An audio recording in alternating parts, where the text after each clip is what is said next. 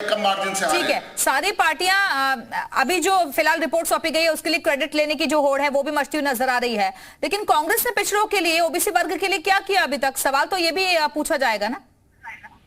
तो कांग्रेस में तो आप देखिए, हम तो पिछड़ों और एससी को और नौजवानों को देने के लिए मौका अपने पार्टी संविधान में हमने अधिवेशन में 50% रिजर्व कर दिया। हमने हमेशा बढ़ के काम किया है, इन सारे लोगों को और सर्व समाज को एक साथ एक माला पिरो करके एक मजबूत हिंदुस्तान की कल्पना अगर किसी ने की है तो कांग्रेस पार्टी ने की है। मैं उस बात कुछ बातें रख रहा था, मेरी आवाज कट गई। मैं आपको इनके रिपोर्ट की बानगी है उस पर मैं ध्यान दे तो सुप्रीम कोर्ट के स्टेट पे इन्होंने रिपोर्ट तैयार की। रिपोर्ट को सौंपने का जो तरीका था, दिव्या जी मेरा ध्यान मैं आपका आकर्षित करना चाहूंगा उस पर। और एक मैं बनारस से जुड़ा हूँ, बनारस में नगर पालिका रामनगर नगर पालिका आती थी, 3 बार से वहां पे कांग्रेस की चेयरमैन होती थी रेखा शर्मा जी। भारतीय जनता पार्टी उसको नहीं जीत पाती थी, इस बार वहां पे 3 वार्ड डेवलप करके उसको बनारस नगर निगम में मिला दिया। इस तरह के माहौल में आप किस निष्पक्ष चुनाव सरकार करा पाएगी कि नहीं करा पाएगी, मैं इस पे उनकी निष्ठा पर संदेह आपका है, लेकिन हमारी तैयारी थोड़ी है और हम तैयार हैं राघवेंद्र जी। लेकिन किसी पर तो भरोसा करिए ना, अभी तो चुनाव की तारीख तक नहीं आई है और आप लोगों ने अभी से ही भरोसा खो दिया। नहीं, मैं किसी पर तो भरोसा रखिए ना। रहा हूँ आप मुझे इस बात का संतुष्टिकरण सरकार के नुमाइंदे जो बैठे उसे करा दीजिए। जो नगर पालिका कांग्रेस पार्टी की मौजूदा वक्त में क्या स्थिति आप देख रहे हैं?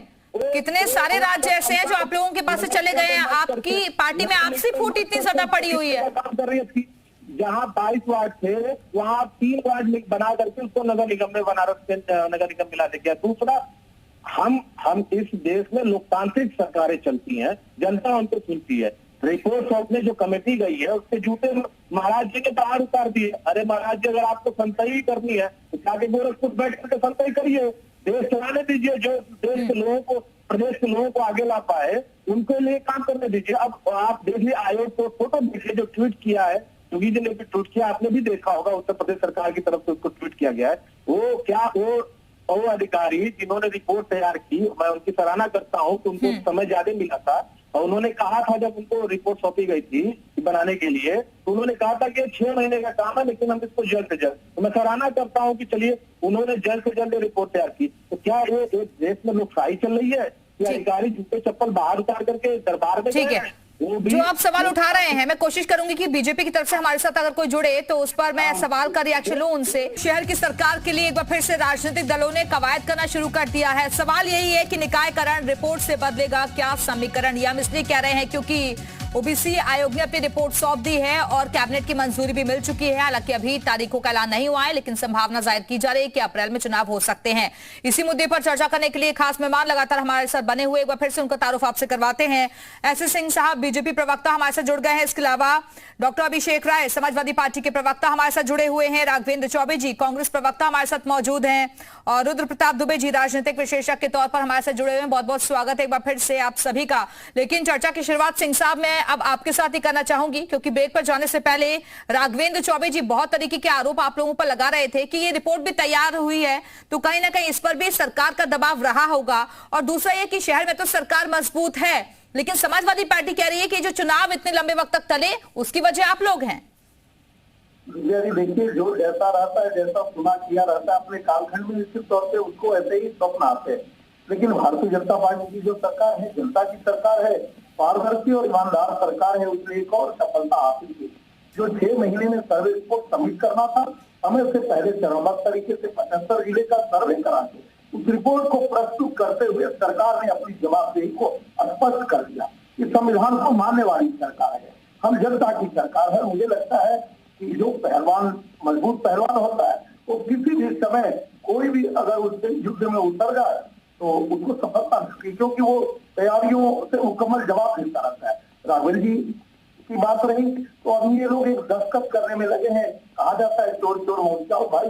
ये सभी लोग एक पेज पे दस्तखत कर रहे हैं कि हम भ्रष्टाचारी बचे कैसे, और भारतीय जनता पार्टी की सरकार एक विचारधारा पे कार्य कर रही है, विकास के कार्य कर रही है और विकास के एजेंडे को लेकर आगे बढ़ रही है। तो मुझे लगता है कि प्रदेश की जनता के लिए जिस तरह से हम चुनाव में गए थे उसके बावजूद भी हाईकोर्ट ने कहा उसको मानते हुए फिर उच्चतम न्यायालय में हम जाते हैं और हम कहते हैं कि ओबीसी आयोग का गठन कर दिए और पारदर्शी ईमानदार जवाब से सरकार यही कार्य करती है। मुझे लगता है कि आज जिस तरह से सफलतम तरीके से कम समय में इसको पूरा कर दिया गया, चुनाव आपके बहुत जल्दी हो जाएंगे। इसकी घोषणा क्योंकि चुनाव आयोग करेगी, एसएलसी करेगी नहीं। और सभी बड़े भाइयों को बता दें जो यहाँ पर बैठे हैं, निश्चित तौर पर जनता 2014 से उत्तर प्रदेश के इतिहास और भूगोल को बदलते हुए दिव्या जी भारतीय जनता पार्टी के पक्ष में खड़ी है, क्योंकि हम विकास के कार्य कर रहे हैं, हम बुनियादी ढांचे में विकास कर रहे हैं, हम सामाजिक भेदभाव नहीं कर रहे हैं, हम जाति धर्म का बंटवारा नहीं कर रहे हैं। इस विकास के नाते जो ये जनता है, उत्तर प्रदेश की जनता, वो हमारे साथ है। और चुनाव में भी हम पहले भी चुनाव में जब गए थे ट्रिपल को लेकर, उस समय भी 2012 और 2017 में उसी तरह के मानकों पे वो चुनाव हो रहा था। उसके बाद भी उच्चतम न्यायालय ने अगर टिप्पणी किया, हम सर्वोच्च न्यायालय में गए और मुझे लगता है कि भारतीय जनता पार्टी सरकार। ठीक है दुबे जी, अब मैं आपके पास आती हूँ, क्योंकि ये तो कम से कम हर पार्टी को मानना होगा कि उत्तर प्रदेश की। ठीक है सिंह साहब, वापस आती हूँ आपके पास। दुबे जी, अब मैं आपके पास आना चाहूंगी, क्योंकि देखिए उत्तर प्रदेश की अगर हम स्थिति को देखें तो चाहे किसी की भी सरकार रही हो, ओबीसी वर्ग एक बड़ा फैक्टर रहा है सरकार बनवाने में। और ये बात चाहे समाजवादी पार्टी हो चाहे बीजेपी हो, हर कोई मानता है, और इसीलिए शायद आपने अपने हिसाब से सियासत भी इसको लेकर साधी जा रही है।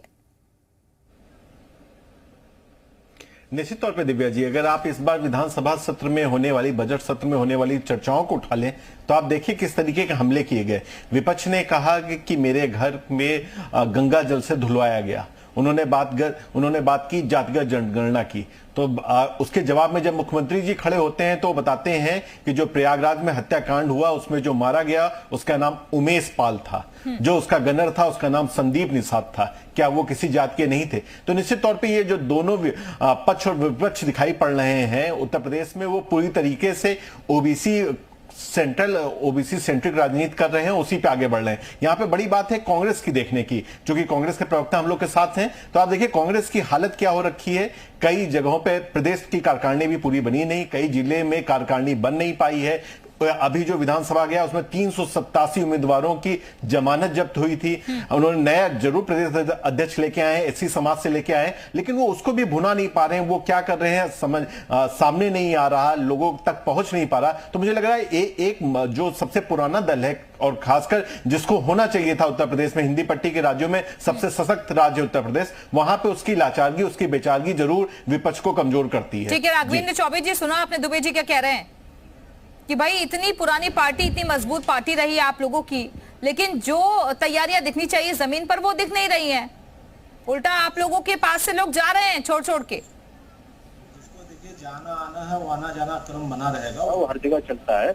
लेकिन कांग्रेस पार्टी को ऐसे छोटे छोटे लोगों के जाने से ना कोई फर्क पड़ा है, ना आगे कोई फर्क पड़ेगा। कांग्रेस में भी इतने कार्यकर्ता हैं जो अपने मजबूती से अपनी पार्टी के कामों को कर सकते हैं। आज आपको सराहना करनी होगी, आज हमारे उत्तर प्रदेश के हर ब्लॉक में, पूरे उत्तर प्रदेश के हर ब्लॉक पे हमने अडानी के खिलाफ एसबीआई की शाखाओं पे और भारतीय जीवन बीमा की शाखाओं पे हमारे कार्यकर्ताओं ने प्रदर्शन किया। प्रियंका गांधी जी के निर्देश पे और अडानी बिजलाल खावरी जी के निर्देश पे। और लगातार मैं बनारस में सवाल पूछ रहा हूँ कुछ और, जवाब मिल रहा है कुछ और। मैंने पूछा कि जिस नगर पालिका को जीत नहीं पा रहे हैं उसको मर्ज कर दिया नगर निगम में, तो 3 बार से नहीं जीत पा रहे थे। हमारे कांग्रेस का वहां पे कब्जा था बनारस में।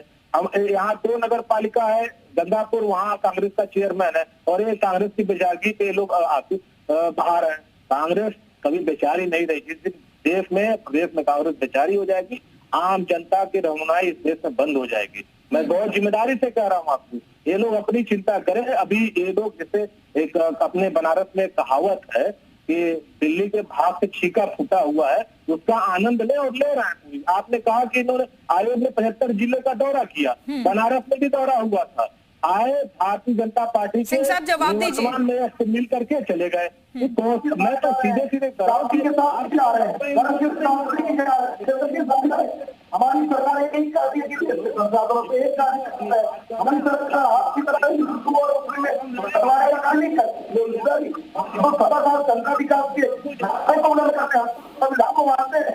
ये लोग तो संविधान को भेज देने वाले लोग हैं, संविधान बहुत तरीके से बदलते रहते हैं।